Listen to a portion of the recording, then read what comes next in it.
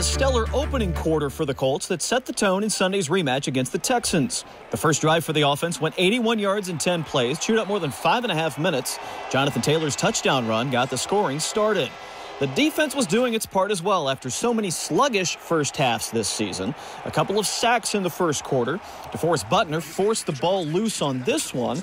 Justin Houston recovered the turnover, the D giving Deshaun Watson all sorts of trouble early on. Coaches worked with me really well.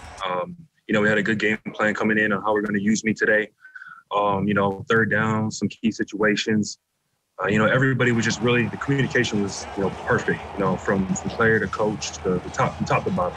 The Colts turned that turnover into points. Phillip Rivers found Zach Pascal for a big 26-yard gain to get the Colts into the red zone.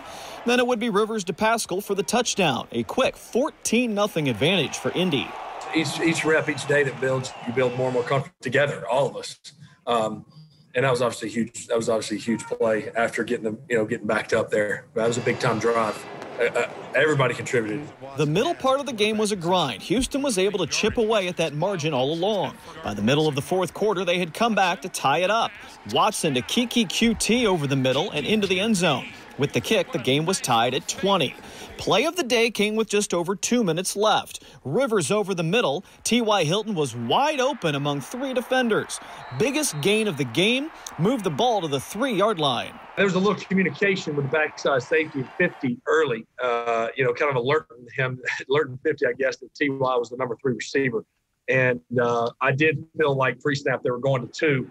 But when they started conversating, I was like, shoot, they're not going to let it happen. And but they did. Pascal capped off his biggest game of the season. The toss out from Rivers, Pascal dives for the pylon, and he's in for the score. 5 catches for 79 yards in the game, but the stretch there put the Colts back in the lead. Because of the penetration by the DN, I had to kind of bubble back and run like a swing.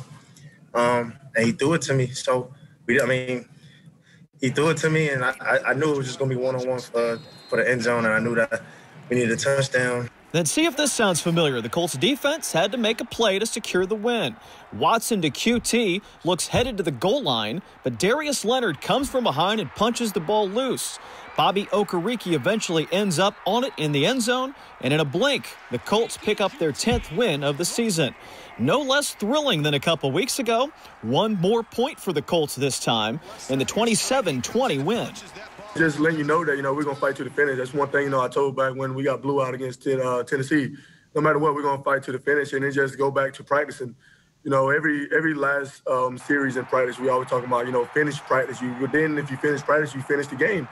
The playoff chase doesn't change much. All of the AFC contenders in 4 through 8 win on Sunday. The Colts, for now, move up to the 5 seed. The Browns will play the Giants later tonight. The Colts go to Pittsburgh next Sunday. Brad Brown, WRTV Sports.